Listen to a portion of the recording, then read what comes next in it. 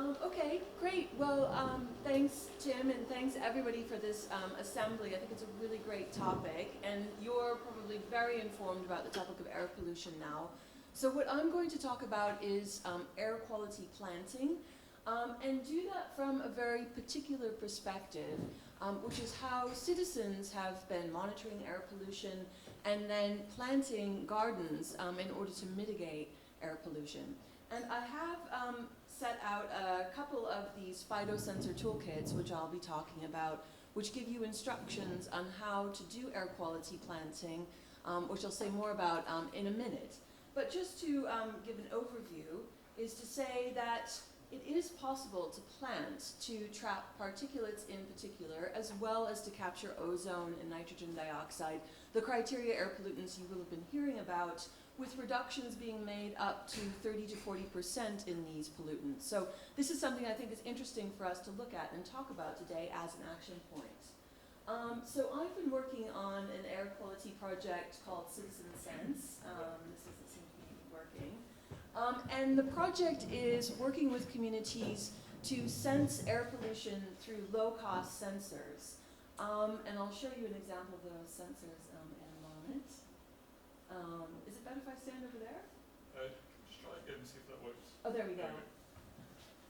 So there's the project there. The point of the project is to look at how people are able to monitor their own environments. So we're working with these new low-cost sensors that allow people to understand air pollution in their areas. Why would you want to do that when there's already regulatory stations? Well, you might not have a regulatory station near to you. You might have a particular pollution hotspot that you want to learn about. So you can gather your own data. And so we've done this in a number of places, working in Southeast London, in Deptford, and New Cross, where we had a number of monitors out, you can see there. And we collected the data, and one of the really surprising findings from the data when we were working with communities is that green spaces had the lowest levels of air pollution in the whole network. While we found roads at really high levels, we found that construction sites were quite bad, and even that the River Thames surprisingly showed up as a pollution source from diesel on ship traffic, that pollution was lowest in gardens. So this was quite a surprising finding, and we wanted to know more about why this might be. And so working with citizens, we wrote a series of action points, and we came to the kind of conclusion that green infrastructure was a really important way in which air pollution could be mitigated. So in these action points, we suggested it would be possible to plant trees and green screens and ways of screening out pollution, particularly around roadways. So this is where the Air Quality Garden Project comes in.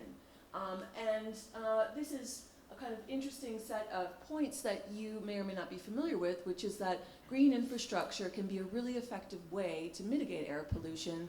Of course, as you will have heard, reducing emissions at source is the most beneficial way to reduce pollution. You want to get the diesel off the roads and so on. But green infrastructure can be used quite effectively around pollution hotspots in local areas.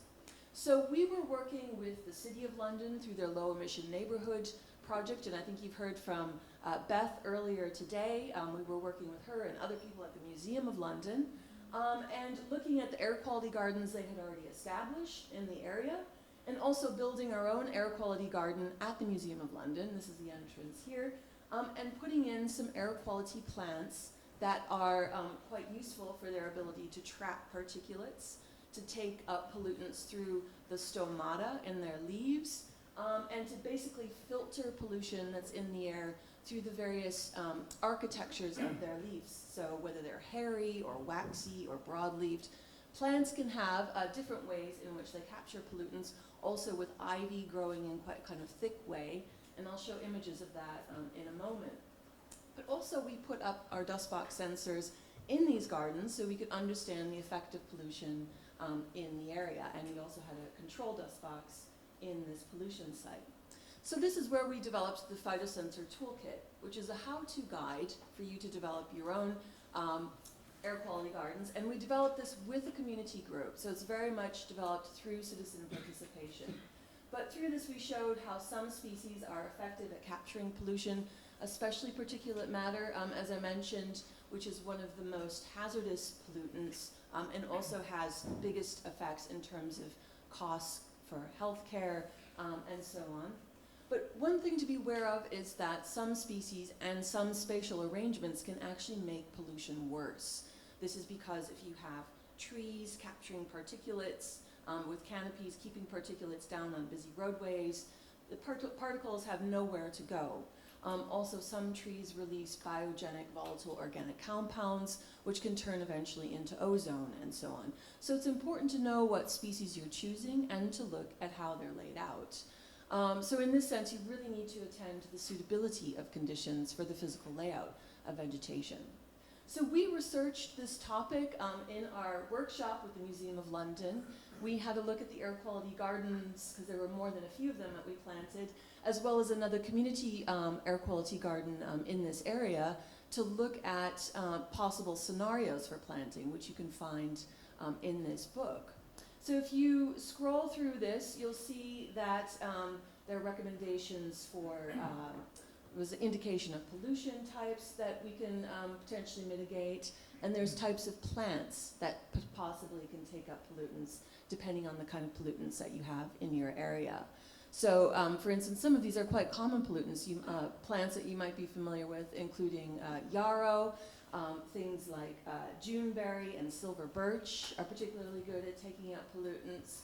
And some of them can be used in quite local small pop-up gardens. Of course, ivy for green screens.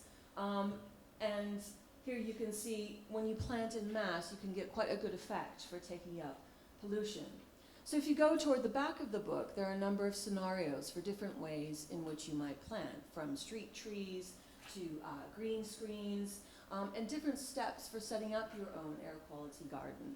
So this book is available in print form on your tables, and it's also available for download on the Museum of London website if you'd like to get one of your own. But what's been really encouraging is that a number of people have contacted me who are now using the instructions in this guidebook and planting their own air quality gardens and basically tweeting about it on social media. So there's quite a number of very useful steps in here for you to follow in terms of how to get organized to do your planting, how to maintain your sites, and many of the recommendations in here are also from the communities we worked with in our air quality group.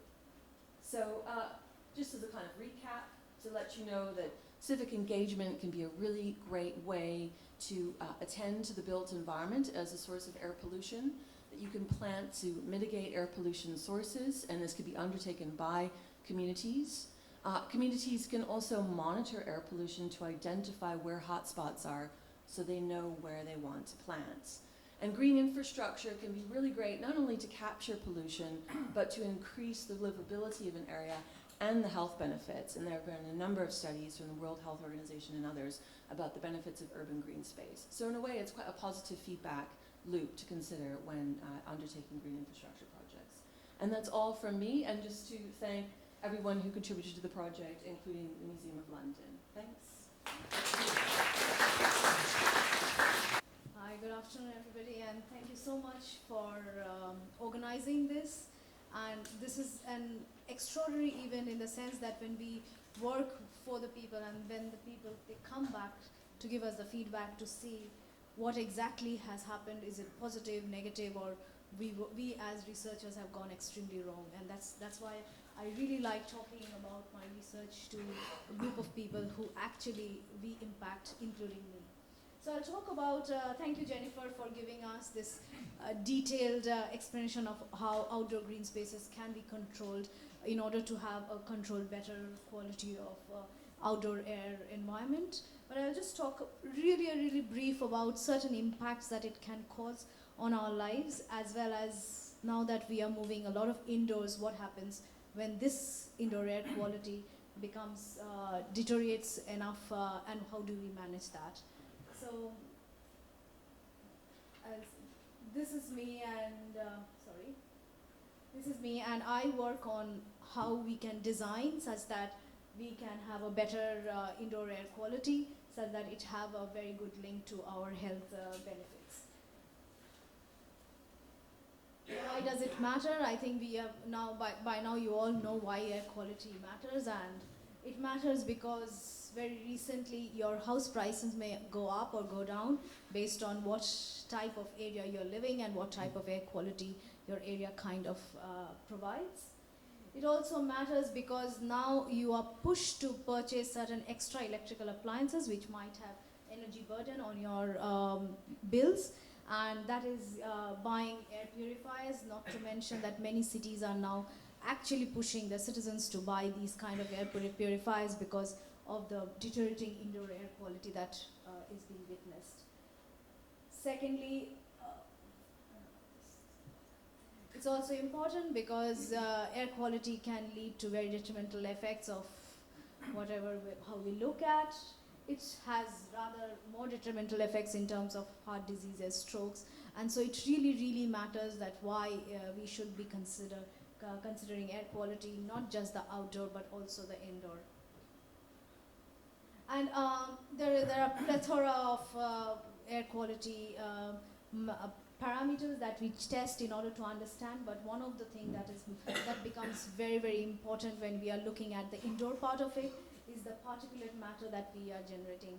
And you would probably not even guess that how many ways we generate these particulate matter, even by simple experiments like, so I'll just talk a bit about both the built environment, how we contribute to our particulate matter. Outdoor, I think Jennifer has covered a lot in terms of where our cars are parked, and it is very astonishing for us to see. We kind of slow down traffic near the schools, hospitals, and the more slower the traffic is, more amount of particulate matter emission that happens during these places where the traffic is much more slower. So we are trying to cut down pollution in terms of noise, in terms of disturbance to these special areas, but we, in a different way, we are kind of contributing to a worser environment. And indoor, we have plethora of ways where indoor air quality can be compromised in terms of what type of energy we are using, what type of material we are using for paints. There's a huge amount of particulate matter that we generate while we are cooking, even if you are cooking in the most form of cleanest fuel, that is probably LPG or electricity. I'll talk a bit about more about the indoor part, as it says that by 2020, 90% of the urban population will be living inside, and 90% of the time. So we are either inside our homes or inside our offices or inside certain indoor spaces, and that is why probably indoor air quality becomes very important.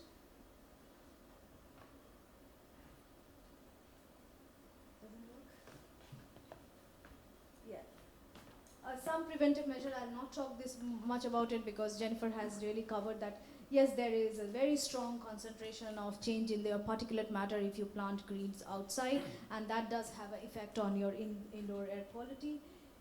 But what happens when we kind of do energy efficiency measures? At one hand, we want to cut down our electricity bill, so we do a lot of energy efficiency retrofits, but that kind of leads to airtightness in our buildings. That means the pollutants that we are generating indoors, if it is sometimes the pollutants that we are generating indoors, if it is sometimes more than the outdoor, then it doesn't have an escape route. So it becomes very important for us to understand how we drive away this indoor generated pollution. There's a condensation risk which we all face in most of our buildings. That is, it generates into molds, and that has an impact on the indoor air quality. It also, the internal heating and overheating during summer periods, and more important, because of the climate change we did experience the last summer was really severe. And these kind of impacts do tend us to make a trade-off what type of energy efficiency measures we are taking versus what type of indoor air quality measures we should be taking. I'll show you an experiment that we did. This is the various kind of ways where your indoor air quality can be compromised by the typology of occupant behavior that we are doing with energy measurements. And indoor air quality exposures may be increased due to air tightening, which I have mentioned, exposures caused by improper retrofit activities, moles and missed opportunities. While we are retrofitting, we are probably missing out on the air quality issues. This is one of a study where the study looked at the low-income tenement housing in terms of owner-occupied, private rented, local authority, and the registered social landlords. And we found out that people who are living in the owner-occupied or even on the registered social landlords, their current retrofit fraction and their indoor air quality was actually much lower than the other form, and most of it comes from the cooking, smoking, and also from the outdoor coming inside the indoor.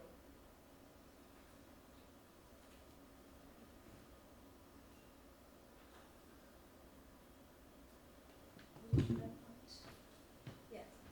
So one of the major retrofits that we do in our houses in order to reduce our energy bills, some of them are glazing, some is loft insulation. We do a lot of wall insulation in our houses.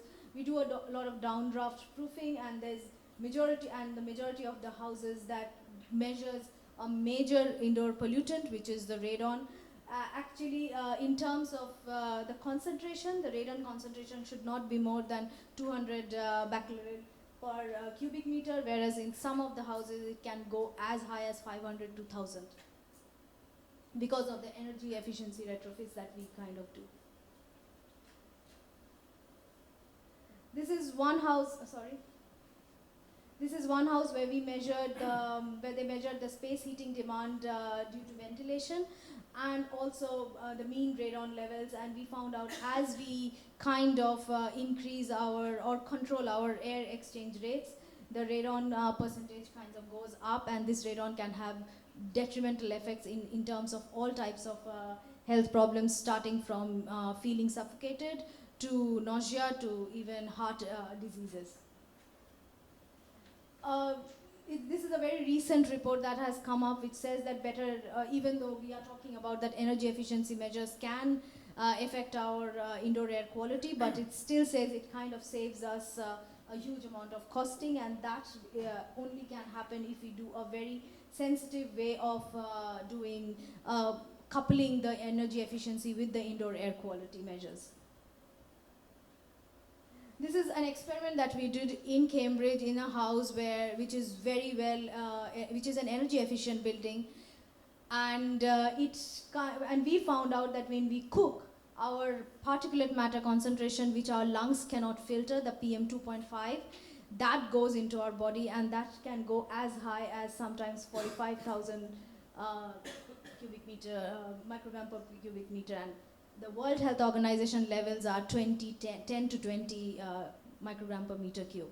So we really don't understand when and where we are creating these high percentages of PM 2.5s, and that is why indoor matters a lot. This is an experiment we did where we started cooking. So you see the cook stove is placed here and the bed is placed here, and then we wanted to see where we can kind of put our furniture such that we are not in the direct concentration of the PM 2.5, and that becomes more and more important because we ourselves design where our furnitures would be, where our cooking ranges would be, and now with more and more open kitchens, this has become a problem where optimization is required.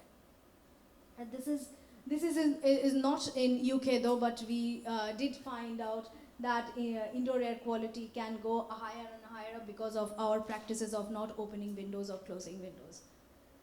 And I end it here. Thank you so much. Well, good afternoon. My name is Mike Stothard. I am a mechanical engineer by training, and I've worked for the last 35, 40 years in the power and energy business. But more importantly for today, I live and I work in Kingston. So what you're doing here today has a direct bearing on my future and that of my children. So I'm really engaged and really supportive of what you're doing here. Over the last couple of days, you'll have received an awful lot of facts. And it's your job, because I can't do it, to read these facts and decide whether you believe them, trust them. You need to question the sources of these facts, and you need to decide, are there any facts that come up with a different opinion from a source that you trust a little bit more. You've then got to decide whether that fact has a real bearing of what you want to do over the next couple of days. So I'll try and give you the source of the facts that I'm giving. So from the World Health Organization, you've probably heard this time and time again, main sources of air quality pollution: particulates, sulfates, nitrates, black carbon, dust. So the black carbon is a short-lived climate pollutant. Sulfur dioxide, we don't do a lot of oil and coal burning in Kingston, so that's quite small. Carbon monoxide, we've been hearing all about the pollutants of the indoor, mainly from car engines and fossil fuel, and nitrous oxides. That's where I'm going to be focusing mainly. It's from cars, petrol and diesel, power generation, and it's particulate as well as gas. So where do we get our electricity from? From the Department of Energy. For the first 3 months of this year, and if you remember, it was particularly wet and windy, but it's roughly 50-50 between hydrocarbons and non-hydrocarbons. We do get 10%, 11% of our energy, electricity, from Europe. We don't generate it all ourselves. So it's about half and half. More wind is being developed all the time, but nuclear energy gets a really bad press, especially if you watch drama series on Netflix. This is a photograph from one of my colleagues who was a tourist at Chernobyl earlier this year. So it's safe enough for tourists already. Don't believe all the horror stories about the numbers of people that died. Yeah, huge numbers died. The Calder Hall incident in the UK, which was very similar, we had 200 or so deaths. A lot of deaths. But it doesn't produce any particulates. Doesn't produce any nitrous oxides. For the air quality, it's clean. And if we use the Maltex technology that's developed over in Canada, nuclear has a big input to the air quality in the future. So don't rule it out. It does have problems. Don't get me wrong, there's a lot of problems to solve, but it's real. But looking at wind energy, these are wind turbines that I installed about 3 or 4 years ago. They're huge. It's a bit like putting the London Eye on the top of Big Ben. And that's a 6 megawatt unit. I'm already installing 8 megawatt units. 10 megawatt units are being developed and being built now, and they're already designing 12 megawatt units. Realistically, we're not going to put that in Richmond Park. And when we get 12 megawatt units, the NIMBYs will be all over it. They have a major impact, major source of energy generation, but wind energy isn't the only answer. It does have a big input, big feature in the way we generate our energy. But it's not the only thing. NOx.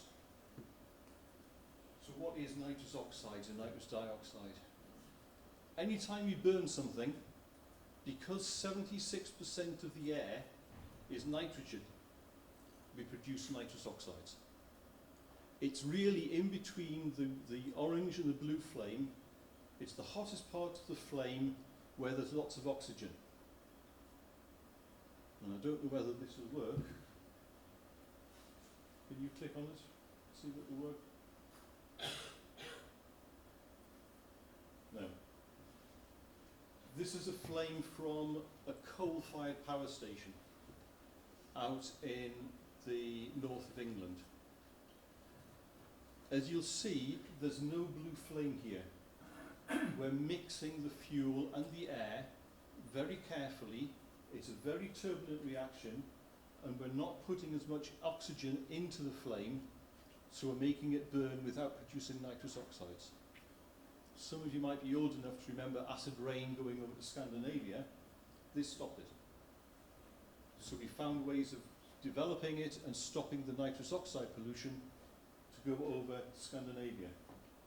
We saved about 70 to 75% of nitrous oxides coming out of power stations. Now that's where we've got big industrial plant we can do things about. At home, the gas central heating, gas cooking, we can't do that. Gas central heating, the only facts I can find were from Australia, and they said that they would estimate that there's a 17% cost increase for increasing the nitrous oxide reduction technology in central heating. But NOx produces smog. You've probably seen the reports out in Delhi. It's horrible stuff. When it's damp, it creates nitric acid. And your lungs and your airways are pretty damp.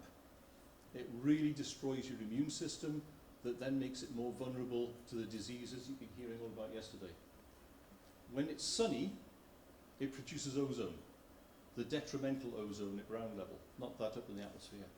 So it's horrible stuff. We've just had Diwali, we've just had bonfire night, we're just about to have New Year's celebrations.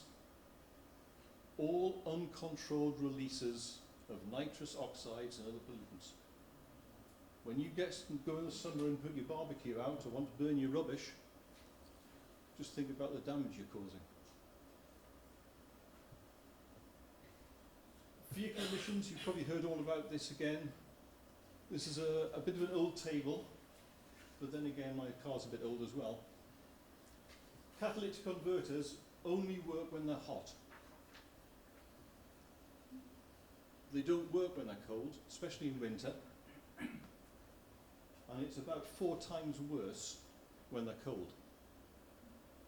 So if you're doing short journeys between 5 and 10 kilometres, it's worse than using a diesel engine. So cut out short journeys. It's been in the press for years. It's been in the council policy for ages. That's a real negative for nitrous oxides.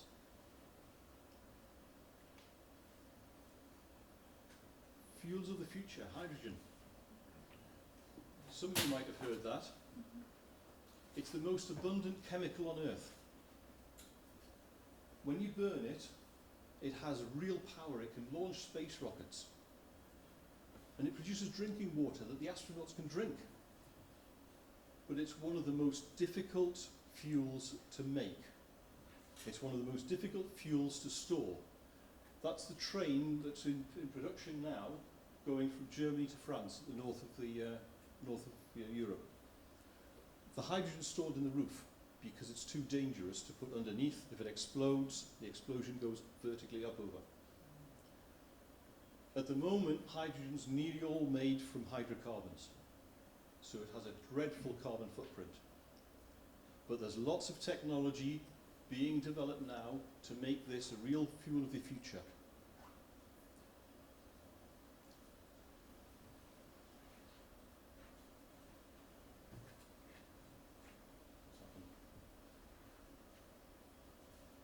Electric cars. Great idea. Minimal emissions, but the batteries are pretty bad. If you're going to buy an electric car, do some research into the batteries. And my advice would be, don't buy the battery, rent them. Because the technology will develop to make them an awful lot better and more sustainable. And remember, the electric batteries still need to be charged. And you're still going to use 50% hydrocarbons to charge them. So, great idea, great invention, we'll get there, it's not just yet.